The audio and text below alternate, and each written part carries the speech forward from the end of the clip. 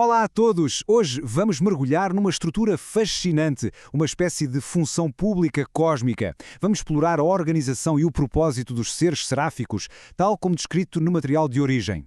A ideia que temos de anjos é quase sempre a mesma, não é? Imagens muito familiares. Mas e se a realidade escrita nas fontes for muito mais complexa, muito mais organizada e, sejamos honestos, muito mais interessante? Ok, vamos lá a isto. A fonte começa logo com um grande mistério. Os serafins são criados com o objetivo de serem uniformes, perfeitos. No entanto, o que acontece é que eles acabam por se manifestar com uma diversidade incrível. Este é o paradoxo que os define e que vai ser o nosso ponto de partida. Mas atenção, esta diversidade não significa caos. Pelo contrário, a fonte classifica-os de forma muito clara em 7 ordens funcionais. É esta estrutura que serve de base a toda a sua organização cósmica, quase como se fossem os ministérios de um governo universal. E este vai ser o nosso roteiro. Vamos analisar estas ordens usando essa ideia da função pública cósmica, desde a liderança de topo até aos que trabalham no terreno, para percebermos como é que tudo se encaixa.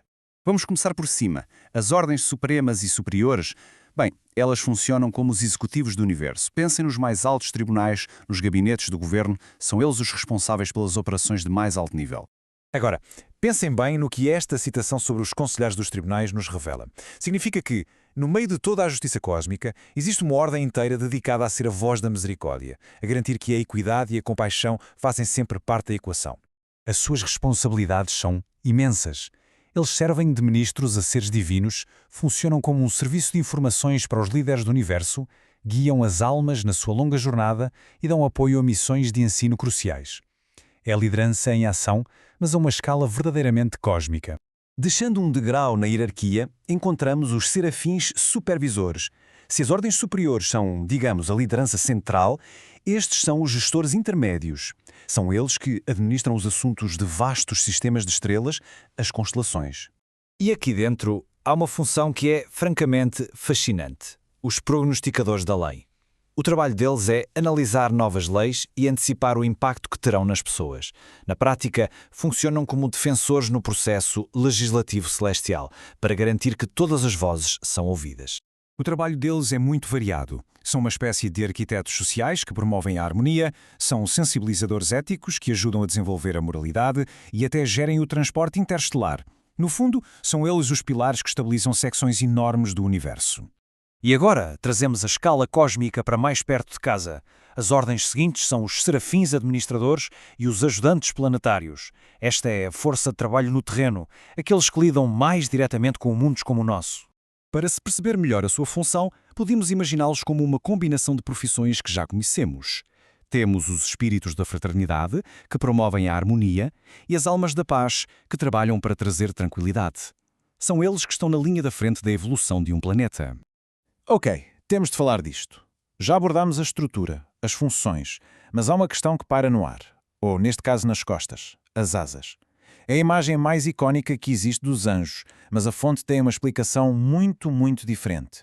A diferença é abismal.